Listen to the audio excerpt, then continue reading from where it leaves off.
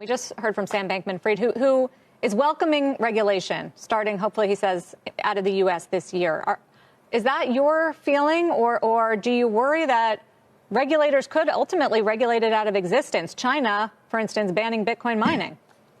No, I think actually regulation and clarity is going to be great for Bitcoin. Bitcoin is universally acknowledged as digital property. It's common property. All the question marks are around currencies and securities and platforms and exchanges. One thing that's clear is everybody on Earth wants to own property. And if you live in Africa or South America or Asia, what property would you rather own than Bitcoin? So, you know, the regulatory clarity is going to accelerate institutional adoption of Bitcoin, and you're going to see large flows of capital into the asset class as this continues. But here's the difference with Bitcoin and property, Michael. Property, you can value it. You can see the location and the neighbors and what it's worth. How do you know, how can one determine what Bitcoin is worth? There's no balance sheet, and it really hasn't been a long-term proven asset. If you lived in Zimbabwe, what piece of property would you rather own than Bitcoin? If you lived in Argentina and there's a 80% inflation rate, what piece of property would you rather own than Bitcoin? Well, maybe the U.S. dollar. Actually not. The U.S. dollar is losing 20% of its value a year, and Bitcoin's going up in value every year.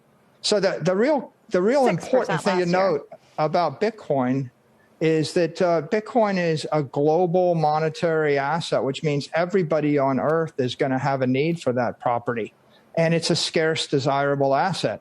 Currencies are designed to lose value. And, you know, the dollar is the strongest currency. But if you look at the lira, or take the Argentine peso, the blue dollar rate hit 209 today. It was 15 about 4 years ago. So you can't save your money in a currency. You have to actually invest in a property. And for 3/4 of the world, they can't buy the S&P index. So it's not an academic question of whether or not you buy stocks or you buy Bitcoin. You can't buy, you know, stocks when you live in the middle of Africa or Egypt or Turkey or Lebanon. So really, you need property. I get it. I get what you're saying about the developing world. Finally, and very quickly, Michael, what do you tell people out there who are now, and this chorus is growing a little bit louder, saying Bitcoin's a bubble, the liquidity from the Fed, that big tide is coming in, and it is proving to be just a speculative investment, and it's popping? Yeah, people are skeptical of Amazon and Google and Facebook, but you know, the next digital transformation is the digital transformation of property, money, and energy. And Bitcoin represents that transformation. So 8 billion people are going to want to move money at the speed of light on a mobile phone. What I would tell them is Bitcoin is the asset. Bitcoin is the network to move money at the speed of light.